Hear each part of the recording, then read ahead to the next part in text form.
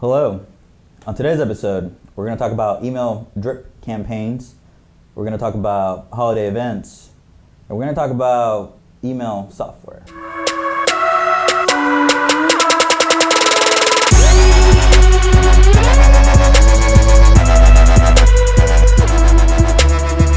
Howdy and welcome to episode 85 of Tip for Tip, where we ask your marketing question in exchange for a tip in your industry. My name is Aaron. And my name is Christian. And today we have Mary Jelks from Peachtree Lane Events.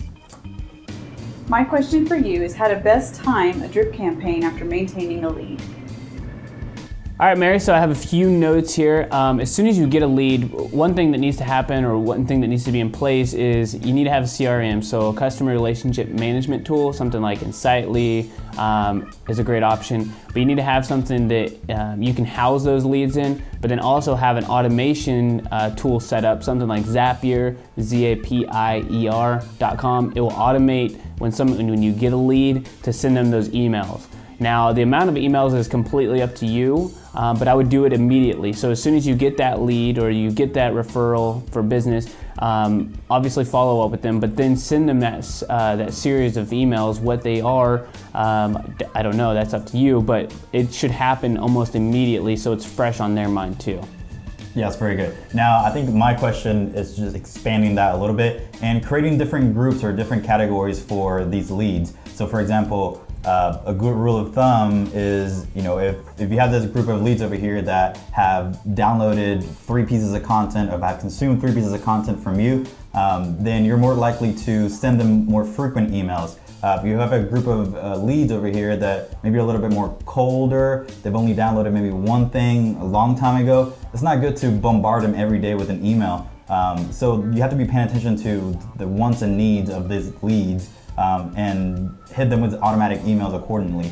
Not everyone's equal when it comes to leads.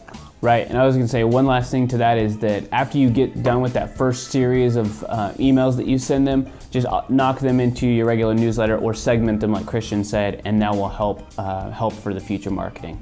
All right, let's hear your tip for us. My tip for you is that a lot of businesses are in the midst of planning their holiday events. And the tip is to also make sure you capture the culture of the company when planning events for your employees so that you hit the mark. That is great. There was one time where Aaron wanted to go to a strip club for Thanksgiving. That was last year actually, and that was a completely horrible idea on his part. And it's things like that, little things like that, knowing your employees, things that matter. What did I say about that? He's red. I have no response because the funny thing is, it was Christian who mentioned that. We had a document and that was Christian's. No, that's a complete lie. But knowing the employees is absolutely important, so you don't do something like that for Thanksgiving. Wow, that was a good tip. All right, so question of the day is, what email software do you use? Is it MailChimp, Constant Contact, Aweber? Which software do you use? And drop it in the comments. And thank you again, Mary, for coming on this show. And if you're a small business owner, medium-sized business owner, or large business owner, come on the show. We want you here. All you have to do is go to BitBranding.co/tip for tip.